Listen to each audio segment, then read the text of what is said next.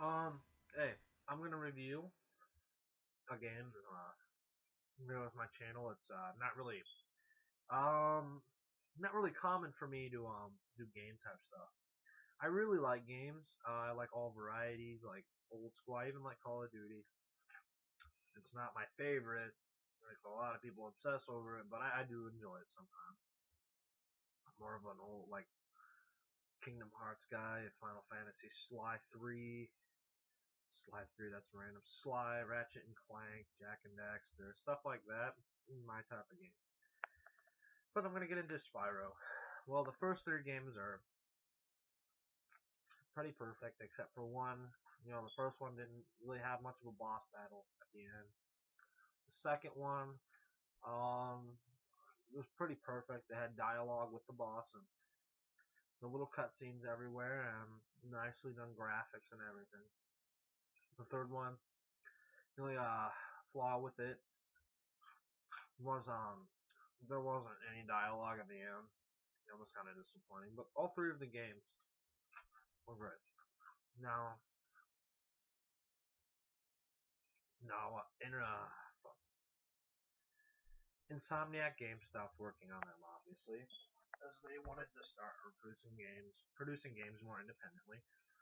And the game did really well with ratings and stuff, so I think Universal still wanted to do it. So in 2002, they released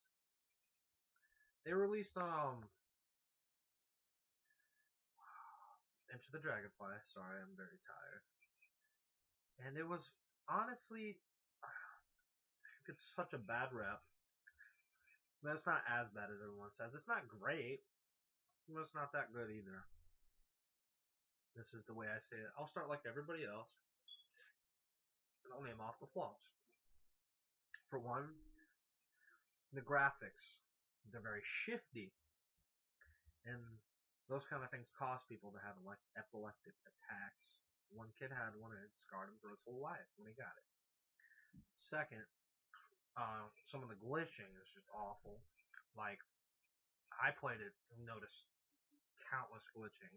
Like I kept running into this island part of the game. I ran out, kept running back and forth, and then I came back, and the whole place was like vast blue space with just things floating. And the game, I ran away and came back, and all the stuff was back. It's just crazy. And then also when you race, when you get to third place, you have to pass 3 or 4 people before it says second place, and I don't get that at all. And honestly, if you get past the glitching, the game's not too bad. The only thing I found obnoxious was the whole third place thing, because it took me like forever to do it, and that's the thing. There was a lot of vast space with those like racing. The racing was very not so much boring, just didn't make sense. It was uncomfortable because you had these stars you had to just fly through, and it was like a turbocharge to make you go faster. You had to go through those, or you would not pass the level. And there's also you gather like 90 dragonflies, correct? Um, well, one of them on like the thieves' den. Another problem they made. You go down and get one of them. It's known as some of the gamers on here called it the suicide dragonfly because you go down there and you get it, yeah, and it's really hard to stick the landing. Once you do it, there's no way back up. You have to jump off and die, and it resets you. Not the whole level, but you still have it. I'm just saying it that wastes the life. Like, what if someone's playing and they don't have any lives? It's gonna set them way back to the fucking title screen. They have to do all that again. That's bullshit. That's another flaw. But other than the flaws, here's the thing. Graphics being shifty, in spite of that, the graphics look very nice. They designed the characters very well, except for the mouth movement, which was very strange. Um, as far as your moves, it's kind of cool actually. It gives you your bubble breath, your ice breath, and your lightning breath. And then when you get the wing thing, that's also kind of disappointing because all it does is reflect people. It didn't even meant any work in making it cool. Another flaw about that is you only use that shit on like One level.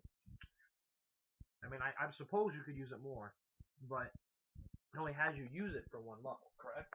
And you go to the level, and they fire it directly at you, and you cannot for the life of you hit them unless you turn all the way around, facing they're right behind you, and it hits them. That's another flaw they made. I'm telling you, that was not on purpose. Thing is, the game would have been much better. They sped through it.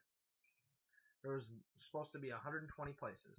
There was only, oh, I'm sorry, 120 dragonflies. There was only 90. There's supposed to be 25 places.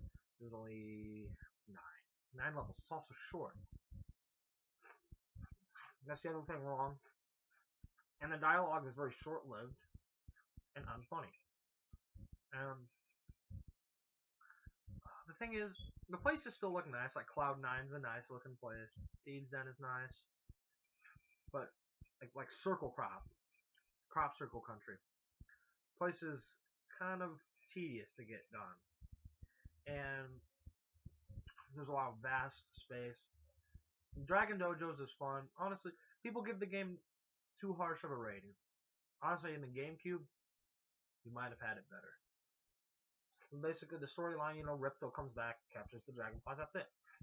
You really think about it. Were the other games that complex? Was there any story twist? No. The first game, Nasty Nork. You have to free all the dragons that are like stone. Stone. Fucking stoner. But,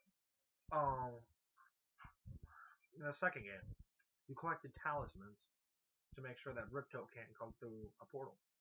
So what's different about just collecting the dragonflies so he doesn't achieve full power? What's the big step down in storyline there? Well, the thing is, there's a big step down in scenery. You don't get as much use as the portals, which was a big thing for Spyro. And the gems, just like the first game, you have to go touch them. Which I kind of maybe think they were trying to get the old school Spyro feeling back. Not sure. There's fun minigame levels and slide levels, but my disc is clean and it even freezes. It froze on me twice. And I hadn't even been playing it for that long. I mean, I have a job and shit. I can only play the game. I was only able to play the game an hour and a half, maybe at most. I mean, trust me, I'm not being like one of those kids that's like, oh, you guys are losers for sitting there playing your games all day. Because I'm going to tell you what, I do the same fucking thing if I had the time. I'd sit there, just play games all day. I would so do that. But, as far as the music goes, it's like the old music, but a little tweaked. The thing is, they did a good job at capturing the upbeat and goofy-looking characters. They did a good job with the graphics, except for the shifting. With your eyes, it even, as a young kid, it gave me a fever playing it so much. I just re-got it. And they got rid of a lot of the original. They got rid of Alora. They got rid of the little dude that's like writing on his little scratch paper. I'm sorry, it's the professor, correct? And they got rid of what the fuck's this shit? They got rid of money back. Well, it only comes along once. I mean, I know that's kind of inconvenient that he came in the other games, and you might be like, oh, sweet, not as much. But it's just kind of, part of the game. He didn't. I was excited because I thought you were going to have a level where you could, like, do on 3, like, where you played as another character. And, it wasn't that. Just, you were helping a Yeti. My overall rating of the game, Insomniac didn't even like. Didn't even like the remake. My thing is, I liked it. I had fun. It was short-lived. Could have done better. What can you say? It was Universal's first shot at Spyro games, which Insomniac created and developed. They tried. They fucking sped through it too much, and it made a lot of problems. The thing is, most people give it about a 2.5 star rating. I'd give it at least a 3.5. I would have given it a 4 if maybe I had played the GameCube version that didn't take long loading times, which was completely ridiculous how long it took to load. I wouldn't recommend it to anybody who's a very strict Spyro fan of the old stuff. I would recommend it to maybe a new coming Spyro gamer. I don't really know why you'd want to start with the fourth game. I would recommend it to any diehard Spyro fan like me. Except I'm strictly the Spyro before they made him look fucking stupid. But the reason I think you should get this game if you're a diehard Spyro fan, it's the last game where he. There's not many games. Okay, yes, a Hero's Tale I heard was a vast improvement, but they don't.